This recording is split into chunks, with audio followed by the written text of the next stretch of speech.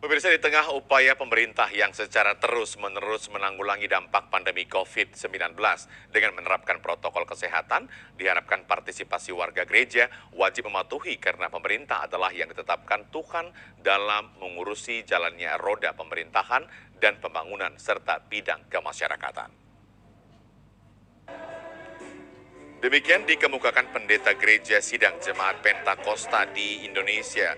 Pengajaran mempelai Alkitabiah, GSJ PDI, PMA, Pendeta Jasudi Simanjuntak, STH, Admin pada kebaktian live streaming dan tatap muka dengan mengisi daya tampung gereja hanya 30% dari jumlah jemaatnya. Pendeta Jasudi Simanjuntak menyatakan, warga gereja harus patuh dan tunduk kepada pemerintah, dan hal ini tercantum dalam Alkitab, di mana pemerintah adalah yang ditetapkan oleh Tuhan. Ia mengakui dampak yang ditimbulkan oleh pandemi COVID-19 sangatlah luas, baik dari segi kesehatan maupun ekonomi, yang membuat banyak pihak, terutama para pekerja, yang harus kehilangan pekerjaan sejak pandemi COVID-19 melanda tanah air. Namun Pendeta Jasudi Simanjuntak mengharapkan warga gereja harus tetap tekun berdoa dan selalu berkeyakinan terhadap Tuhan yang selalu mengasihi umatnya dalam suasana dan kondisi apapun di dunia ini. Sekali-kali aku tidak akan meninggalkan. Berarti Tuhan tidak akan membiarkan.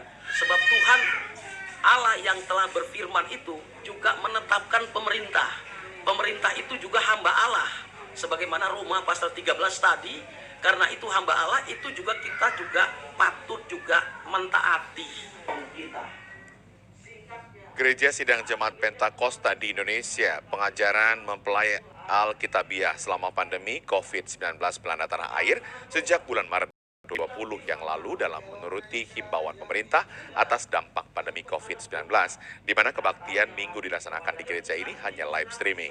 Namun di tengah adaptasi kehidupan baru pandemi COVID-19 yang diterapkan pemerintah, pihak gereja ini secara bertahap melaksanakan kebaktian minggu maupun kebaktian lainnya dengan mengatur jadwal secara bergantian bagi setiap jemaat gereja yang hendak mengikuti kebaktian secara tatap muka.